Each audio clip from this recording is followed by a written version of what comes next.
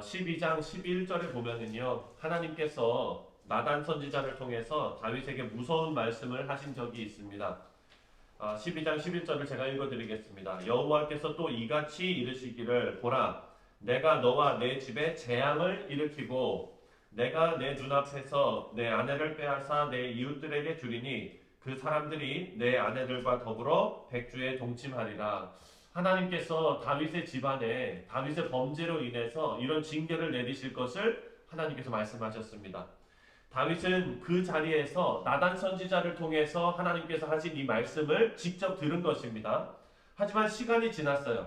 시간이 지나고 솔로몬도 태어나고 그 평화로운 일상으로 돌아가게 되었습니다. 그러면서 나단 선지자에게 들었던 이 말씀이 점점점 희미해지고 잊혀갔던 것입니다. 하지만 13장에 들어서서 하나님의 말씀이 현실로 나타나게 됩니다.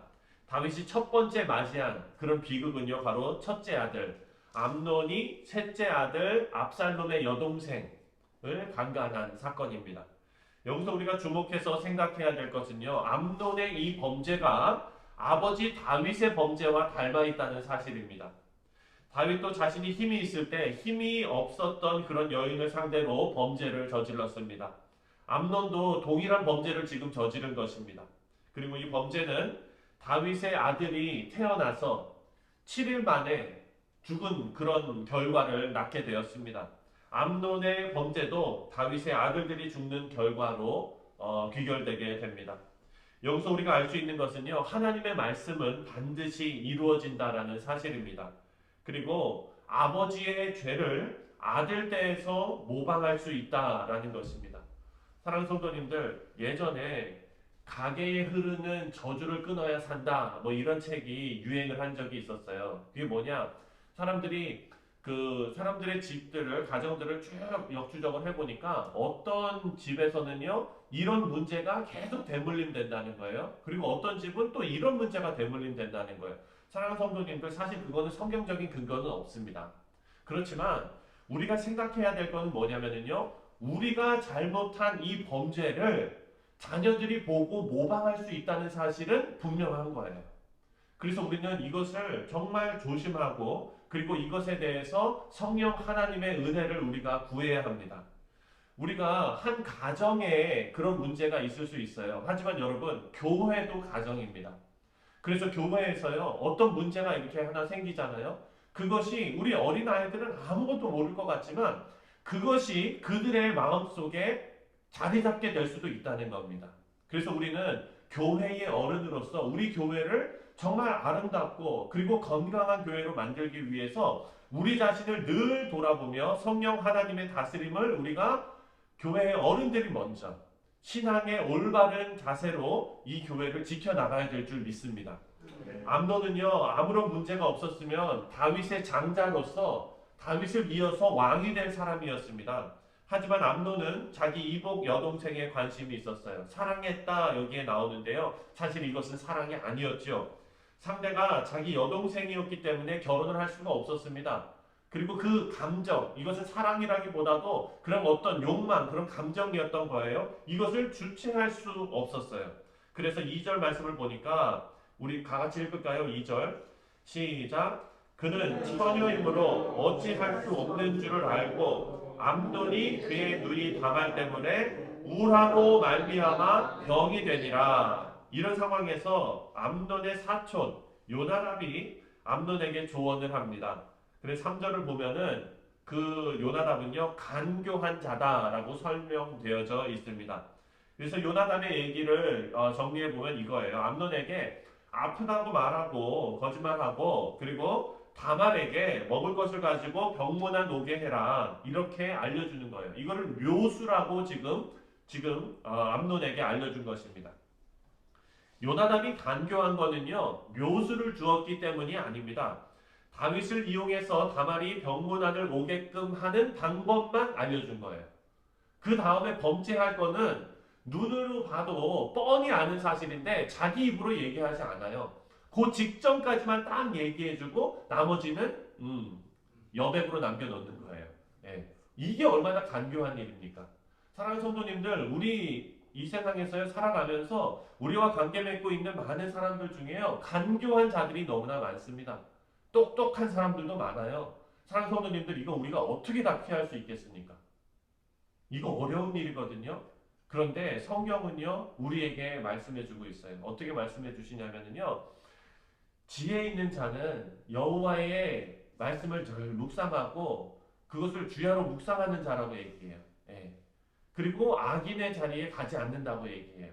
사랑하는 성도님들, 우리가 이것을 막을 수 있는 유일한 길은요, 하나님의 말씀을 우리의 마음에 두고 그것을 늘 묵상하며 성령과 동행하는 방법밖에는 없습니다. 간교함이 너무나 세상의 간교함은요, 이것보다 더합니다.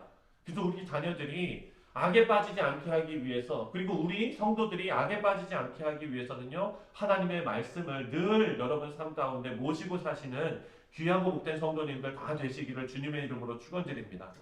어찌되었건 간에 암논은요, 지금 요나답의 말을, 간교한 이 말을 좋게 여겼습니다. 그리고 그대로 행했습니다. 병문안을 온 다말을 암논이 겁탈을 하게 되는데요. 다말은 암논이 하는 일을 어쩔 수 없는 일이라고 저항하면서 설득합니다. 이렇게 하면 안 됩니다. 할 수 없는 일입니다. 이거는 있을 수가 없는 일입니다. 하고 저항을 하죠. 12절과 13절에 논리적으로 지금 이에게 말하고 있습니다. 12절, 13절을 같이 읽겠습니다. 시작. 그가 그에게 대답하되 아니라 내 오라비여 나를 욕되게 하지 말라. 이런 일은 이스라엘에서 마땅히 행하지 못할 것이니 이 어리석은 일을 행하지 말라. 내가 이 수치를 지니고 어디로 가겠느냐? 너도 이스라엘에서 어리석은 자 중에 하나가 되리라. 이제 청하건대 왕께 말하라. 그가 나를 내게 주기를 거절하지 아니하시리라 하되. 아멘. 지금요, 다말은 이 암논에게 논리적으로 이치에 맞게 지금 설득하고 있어요. 그런데 암논은 그것을 듣습니까? 듣지 않습니까? 듣지 않아요. 사랑하는 성도님들, 우리에게는요, 들을 귀가 있어야 합니다. 다윗도 비슷한 상황에 처해 있었어요. 그 바세바 사건 말고 그 이전에 제가 아비가일 칭찬을 그렇게 많이 하잖아요. 네. 아비가일이 다윗이 나발에게 먹을 것 좀 달라고 얘기했을 때 나발이 다윗을 모욕했습니다. 그래서 다윗이 완전 화가 나가지고 너 다 죽었다 이제 이러면서 군사 이끌고 가는데 아비가일이 음식 챙겨갖고 와가지고 다윗의 마음을 누그러뜨리고 그리고 나서 논리적으로 다윗에게 얘기했어요. 뭐라고 얘기하냐면 다윗 왕이요, 하나님께서 당신을 기름 부어서 이스라엘 전체 왕으로 삼으실 거 아닙니까? 근데 이제 이 하찮은 사람을 감정에 의해서 이렇게 지금 짓밟아 버리면 나중에 가서 이거 어떻게 감당하실 겁니까?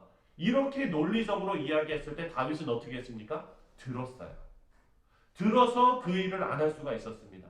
근데 지금 암논은요, 지금 다말이 논리적으로 이야기하고 있거든요. 어리석은 일이다 이것은. 당신은 지금 이스라엘의 왕이 될 사람 아니냐. 지금 왕의 첫째 아들인데 어떻게 이렇게 어리석은 짓을 하느냐. 이렇게 하면 안 된다라고 얘기했는데 듣지 않았습니다. 사랑하는 성도님들, 욕망의 눈이 먼 암몬은요, 이 말씀을 들을 귀가 없었습니다. 사랑, 증오, 이 감정, 사람의 감정은요, 지금 우리가 조금 있다가 보면은 암논이 다말을 너무나 사랑했다고 했는데요, 이제는 그 사랑했던 그 감정보다 더 큰 증오가 그 마음 가운데 들어왔다는 거예요. 무슨 얘기냐면 사람의 감정은요, 아침, 저녁이 다 다른 거죠. 그렇죠? 아침에는 참 예뻐 보였던 사람이 저녁에 가면은 내 속을 후집어 놓는 사람처럼 보이는 거예요. 사랑하는 성도님들, 우리 감정은요, 이렇게 순간순간 변합니다. 그런데 감정대로 행동하는 이런 어리석은 자는요, 이 인생을 망치게 된다는 것을 우리가 보게 됩니다. 15절 말씀을 다 같이 읽겠습니다. 시작. 그리하고 암논이 그를 심히 미워하니 이제 미워하는 미움이 전에 사랑하던 사랑보다 더한지라. 암논이 그에게 이르되 일어나 가라 하니. 17절입니다. 시작. 그가 부리는 종을 불러 이르되 이 계집을 내게서 이제 내보내고 곧 문빗장을 지르라 하니. 문 잠그란 얘기예요. 율법을 보면 처녀를 욕보이면 그와 결혼해야 합니다.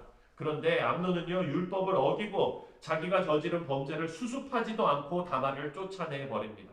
다말은요 이 모든 것을 오빠 압살롬에게 말합니다. 20절입니다. 20절 시작. 그의 오라버니 압살롬이 그에게 이르되 내 오라버니 암논이 너와 함께 있었느냐? 그러나 그는 내 오라버니이니 누이야 지금은 잠잠히 있고 이것으로 말미암아 근심하지 말라 하니라. 이에 다말이 그의 오라버니 압살롬의 집에 있어 처량하게 지내니라. 근데 여기에서 다윗의 반응이 너무나 이상합니다. 21절을 보면은요, 뭐라고 나와 있냐면, 다윗 왕이 이 모든 일을 듣고 심히 노하니라. 이것으로 끝입니다. 화낸 것으로 끝이에요. 아무런 조치를 취하지 않습니다. 무책임한 아버지의 모습입니다. 혹은 자신의 범죄와 같은 닮은 꼴의 범죄에 대해서 아무 말도 할 수 없었을지도 모릅니다. 아무리 그렇다 해도 다윗은요 지금 암논을 징계했어야 합니다. 그것이 아버지의 책임이고 왕의 책임입니다. 하지만 다윗은 지금 왕의 책임을 다하지 않았습니다. 다윗은 아무런 조치를 하지 않았기 때문에 이제 압살롬은요 그 마음 가운데 독을 품게 됩니다. 22절을 보니까 압살롬은 암논이 그의 누이 다말을 욕되게 하였으므로 그를 미워하여 암논에 대하여 잘잘못을 압살롬이 말하지 아니하니라. 사랑하는 성도님들, 그냥 버럭버럭 화내고 그냥 막 이렇게 하는 사람은요 무서운 사람 아니에요. 진짜 무서운 사람은 어떤 사람입니까? 괜찮은 척 하면서 속에 독 품고 있는 사람이죠. 그런 분들은 상당히 무섭습니다. 이렇게 죄를 방치한 다윗은요 앞으로 압살롬 때문에 너무나 큰 어려움을 겪게 됩니다. 이 모든 일을 정리하는데 7년이 또 걸립니다. 앞으로 7년 동안요 다윗의 집안은 큰 소용돌이에 지금 휩쓸리게 됩니다. 사랑하는 성도님들, 말씀의 결론은 맺습니다. 오늘 말씀을 통해서 우리는 죄를 방치한 결과가 얼마나 큰 어려움을 겪게 하는가를 보았습니다. 우리가 비록 암논과 같은 범죄는 저지르지 않지요.